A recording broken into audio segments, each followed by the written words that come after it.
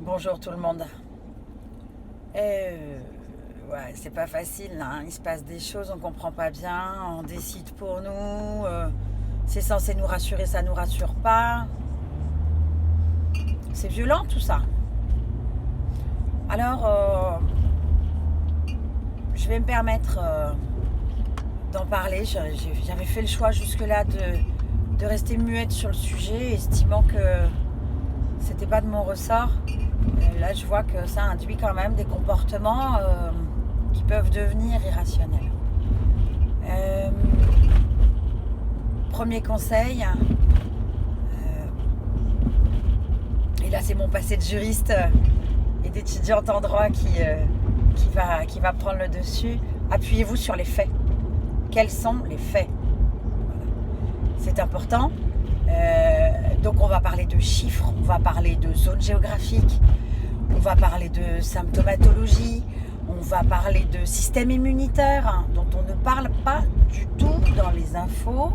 Je n'entends pas parler de système immunitaire dans le sens vertueux du terme. Je n'entends pas parler de ce que nos corps sont conçus pour, en temps normal et dans l'équilibre, résister aux agressions des virus. Donc, les faits. Je vous laisse libre d'aller chercher les statistiques. Je n'ai jamais eu aucun goût pour la mémorisation de ces données-là. Je ne suis pas forte. Ensuite,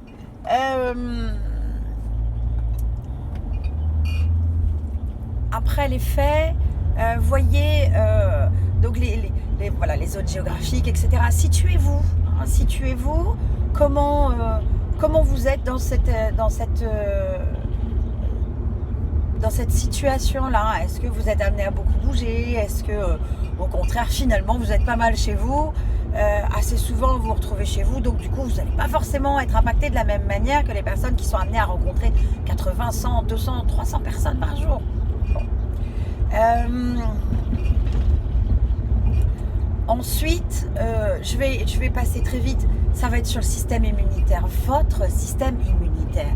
Avant même d'imaginer si vous allez être pris en charge à l'hôpital ou pas, si vous avez des symptômes, si vous avez du gel hydroalcoolique, absolument abominable d'ailleurs, pour la santé de votre peau ou pas, veillez à estimer votre système immunitaire, votre flore intestinale, qui est un super partenaire du système immunitaire.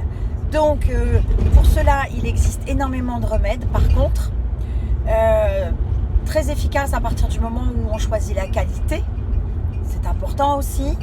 Je vous dis tout de suite, c'est pas Leclerc qui va vous fournir ça, ni Auchan, ni Mammouth. Voilà, je devais en citer 3 pour pas être dans du favoritisme. Voilà, le système immunitaire, il y a énormément de choses. Les produits de la ruche, merci les abeilles, pour peu que ce soit des produits qui aient été récoltés de façon respectueuse, de bonne qualité, qui ne viennent pas de Chine, d'Italie, qui fait de l'importation chinoise, d'Espagne également, ou alors avec une filière à grande traçabilité, où vous êtes sûr de là où ça vient. C'est un monsieur ou une madame, ou un monsieur et une madame, ou deux monsieur ou deux madame, peu importe, qui exploitent leur petite affaire et qui font du pollen, de la gelée royale, du miel riche, voilà, de l'aloe vera. Toujours faire attention à l'origine de votre produit. Est-ce que c'est un produit de bonne qualité? Est-ce que c'est un produit respectueux de l'environnement, dans sa culture, dans sa production, dans sa distribution? Il y a plein d'autres choses. Le cynorhodon, les extraits de bourgeon, une alimentation riche en légumes, peu importe que vous preniez ci ou ça, voilà, qu'elle soit riche en légumes, cuit, mi-cuit, cru,